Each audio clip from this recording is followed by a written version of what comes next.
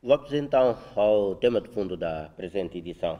Comigo já está a doutora Miquelina Menezes, membro da direção da AMER, Associação Moçambicana das Empresas do Ramo das Energias Renováveis, para fazermos um olhar sobre a conjuntura do mercado das energias renováveis em Moçambique. Apenas lançar nesta altura alguns dados de enquadramento para que alinhemos no mesmo diapasão ao longo desta interação. O fato de que o país está de forma crescente dando passos para a transição energética, apoiado pelo fato de apresentar um dos maiores potenciais de energias renováveis a nível aqui da África Austral. O potencial das energias renováveis em Moçambique só começou a ser explorado em grande escala num passado relativamente recente. Dizer que a capacidade das renováveis ligadas a redes hoje é de apenas 41 megawatts solar e aumentará nos próximos 10 anos para cerca de 306 megawatts, tendo a energia eólica como uma das mais preponderantes nesse contexto. A energia solar é a fonte energética renovável mais abundante em Moçambique, com um potencial identificado de 23 mil gigawatts. Atualmente, o país conta com 5 operadores privados atuando no fornecimento de serviços de energia. Os produtores independentes de energia, é assim que são designados, contribuem com cerca de 35% da produção, esperando-se um aumento da sua contribuição nos próximos tempos. Em termos de alternativas fora da rede, o país conta com 76 mini-redes, correspondentes a 6,3 megawatts, com uma capacidade instalada de 6.249 kilowatts. Portanto, é este o contexto em termos gerais, dados, aliás, que a doutora Miquelina Menezes poderá confirmar ou não. Doutora, é este o panorama que temos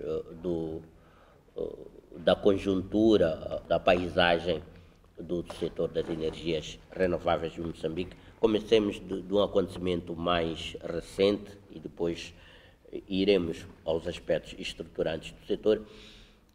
Tivemos o seminário sobre o regulamento do acesso à energia fora das redes. Com que impressão é que ficou com as informações despoletadas neste evento? Muito obrigada pelo convite que me foi formulado, à AMER, para estarmos aqui hoje. E queria dizer que foi muito importante e muito interessante o webinar que tivemos sobre o regulamento que saiu em dezembro para a eletrificação fora da rede. Este regulamento, por que é tão importante? Nós agora temos um programa em Moçambique, temos um programa de energia para todos.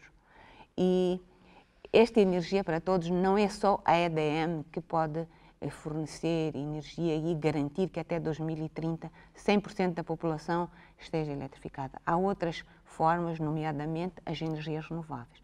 Não só também, dentro das energias renováveis, como se referiu, as mini-redes, que são muito importantes nas zonas rurais para garantir a eletrificação das escolas, centros de saúde e da população também. E isso, as mini-redes vão permitir, num futuro presente, diremos assim, a ligação à rede, porque já existirá lá uma estrutura e as pessoas também estarão habituadas a ter energia e a ter que pagar a energia, e isso é muito importante. Mas também, além disso, há os sistemas solares, os pequenos sistemas solares. Sim, chamados domiciliares. Domiciliares, né? Que as pessoas usam sim. nas suas casas para ter 2, 3 lâmpadas. E isto é muito importante. E aí há muitas empresas a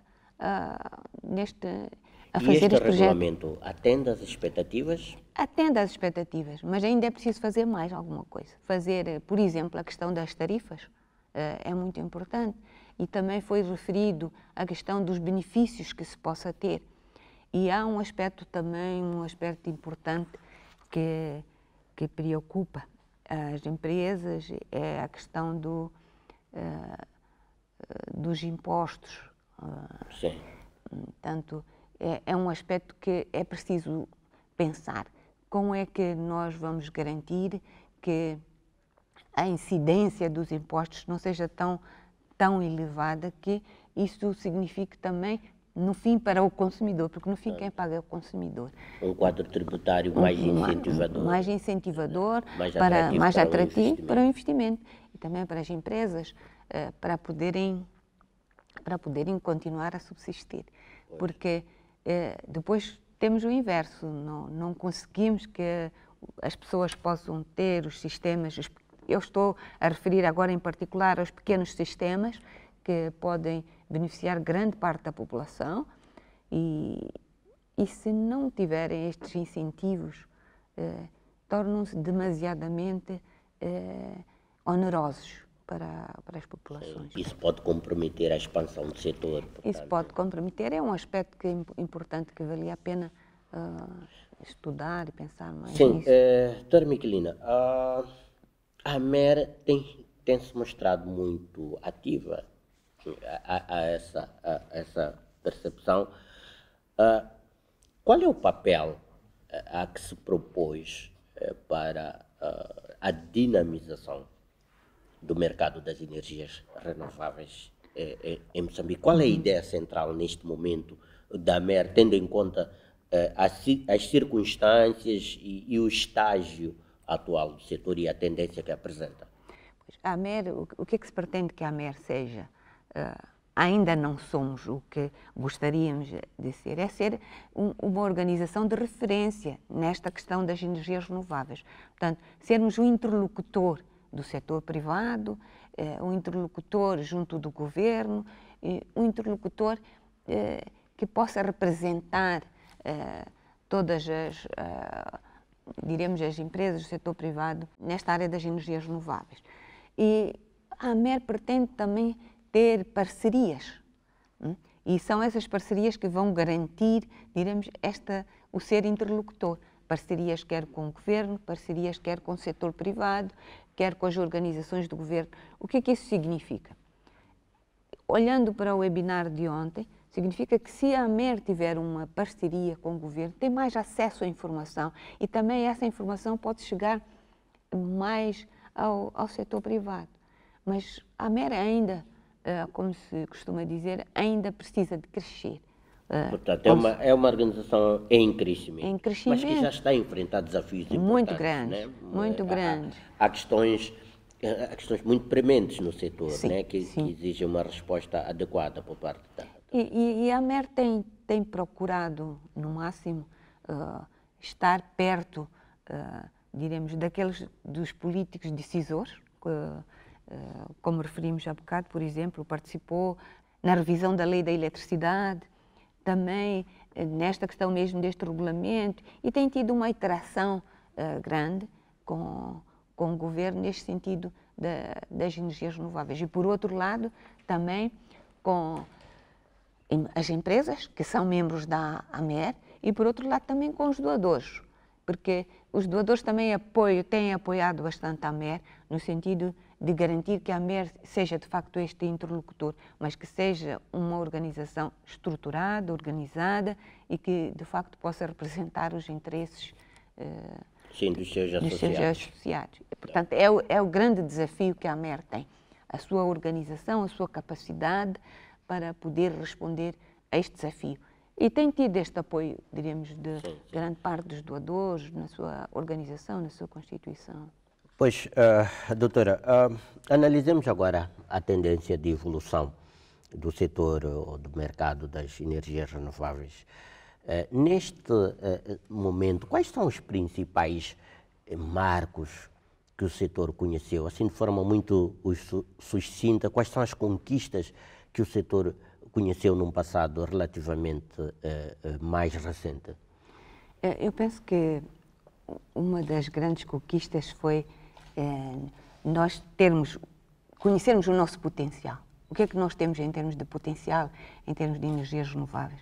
na sua introdução referia-se à energia eólica, referia-se à capacidade da energia solar, o potencial, aliás, que temos em termos de energia solar, o potencial que temos em energia hídrica.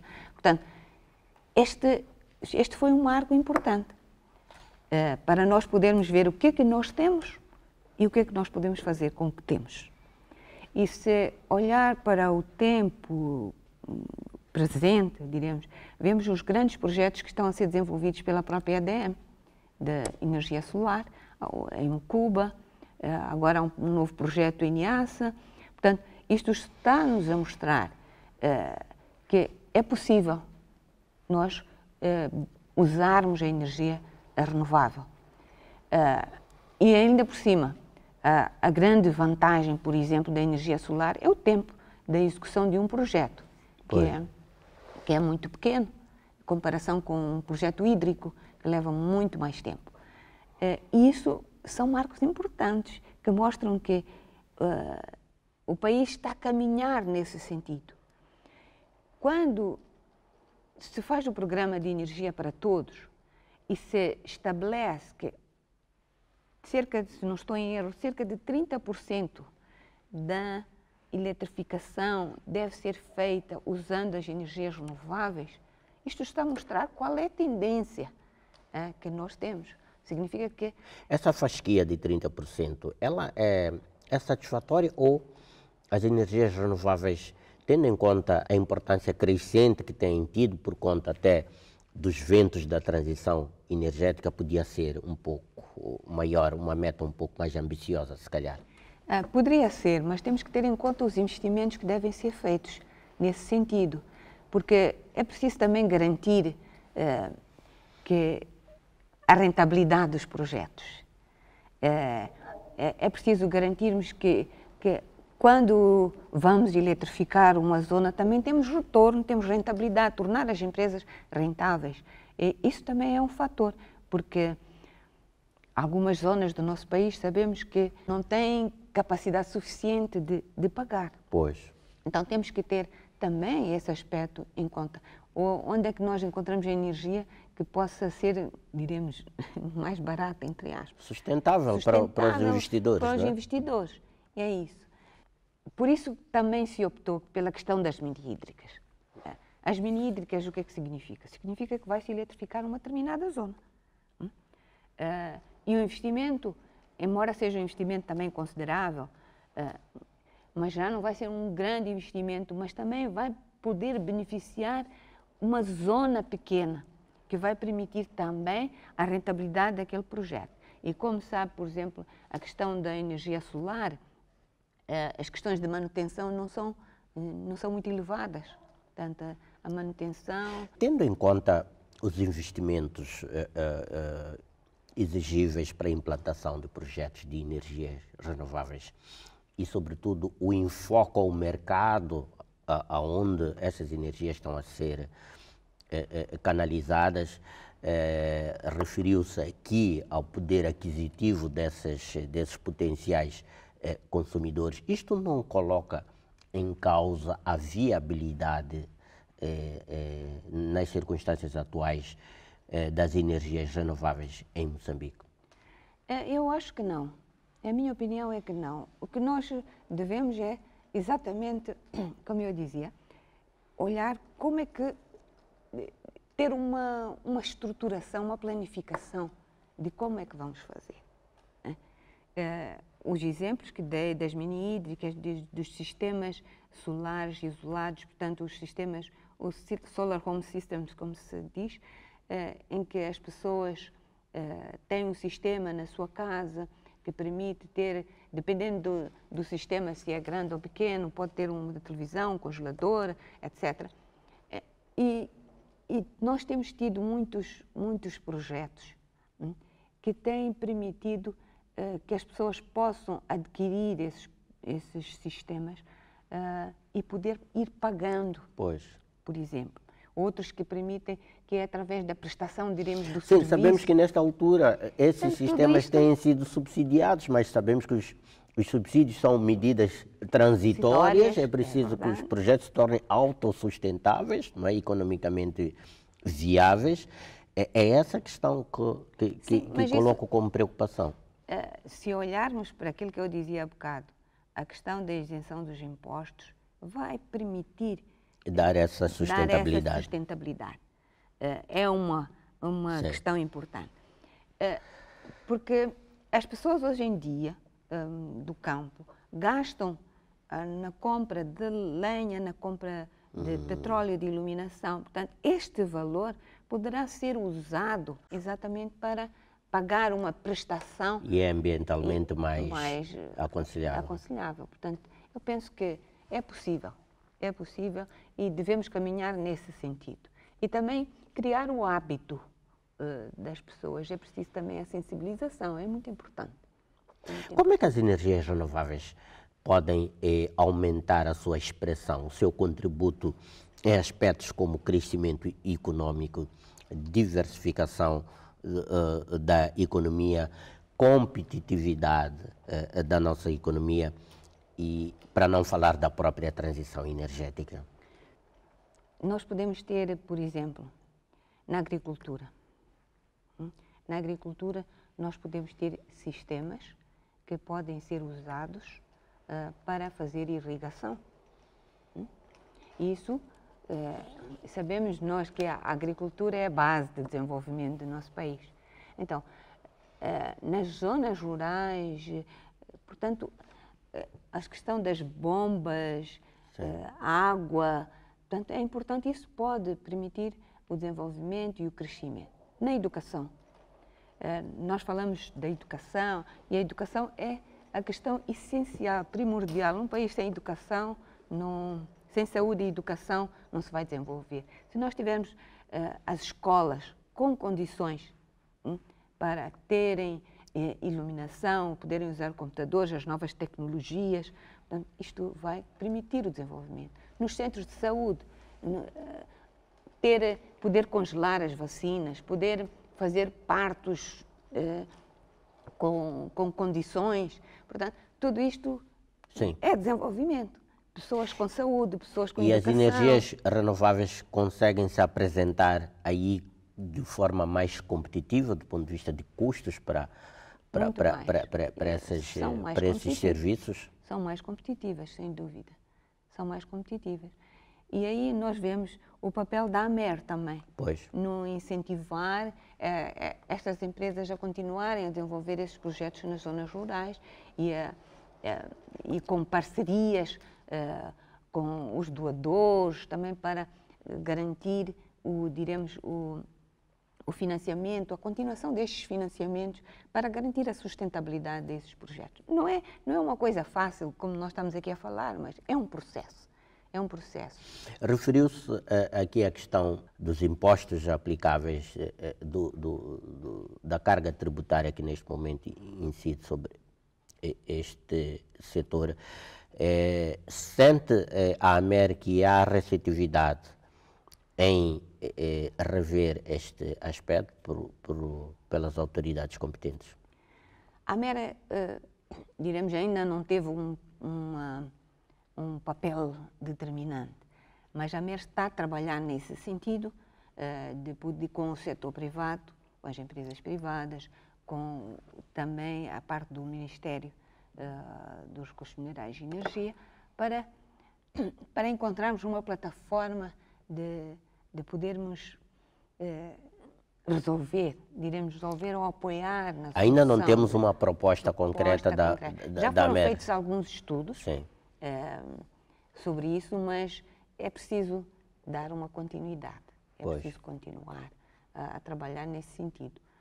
Diremos uma proposta concreta da AMER, não, mas a AMER já participou em estudos que foram feitos e que estão a ser analisados neste momento. Do ponto de vista ainda do dinamismo do mercado das energias renováveis, tendo em perspectiva o seu crescimento sustentável, viável e sustentável, do ponto de vista da AMER, quais são as prioridades neste momento do setor? Já percebi que a questão fiscal é importante para dar essa condição ao setor, mas num contexto ainda mais alargado, em que o setor esteja em condições de atrair mais investimento e de ver os investimentos atualmente em curso a darem um retorno esperado, o que é mais prioritário, mais candente, ver-se no quadro institucional do setor para que haja este crescimento? É aquilo que nós falamos, é a legislação. A legislação é muito importante para garantir aos investidores os benefícios que possam ter, a questão tarifária e outros a segurança. A segurança também do próprio investimento. Portanto, quem vai investir na construção de um projeto, saber que vai ter também é preciso garantir quem vai comprar a energia, não é? Vai produzir, mas também quem vai comprar. E aos preços é que vai comprar. Portanto, a questão tarifária é muito importante. E também garantir que, neste momento é a EDM que compra a energia e que faz a distribuição. Então, é preciso garantir que isto aconteça na realidade. Que essa energia seja comprada. Seja comprada, produzir para ser comprada. Isto é muito importante. Temos esses diversos projetos que há aí, em que a EDM também é parceira, no sentido de que ela compra energia para distribuir. E aí é preciso, a questão das tarifas é muito importante, porque é preciso também encontrar um equilíbrio, garantir sustentabilidade da própria EDM, não é? Pois. Na questão das tarifas. Mesmo a concluir, qual é a visão de futuro da AMER para este setor das energias renováveis? É ser uma organização de facto que represente o setor privado e que o setor privado se sinta bem representado. Portanto, este é o objetivo, e de garantir cada vez mais membros. Muita responsabilidade isso. Muita responsabilidade, sim, muita responsabilidade. Pois é, doutora Michelina, muito obrigado por estar aqui no Semanário Econômico e nos fazer este panorama sobre o setor cada vez mais importante, aliás, com uma importância efetivamente mais crescente. Isso é notório, é uma temática incontornável hoje quando se refere às variáveis para impulsionar o crescimento econômico sem dúvida, do nosso país. Boa noite mais uma vez, obrigado pela oportunidade e até à próxima. Muito obrigada mais uma vez. Ficamos por aqui relativamente ao tema de fundo e numa altura em que caminhamos mesmo para o final da presente edição do Semanário Econômico. Fazemos antes disso um curto intervalo para voltarmos com as incidências daquilo que foi esta edição. Até já.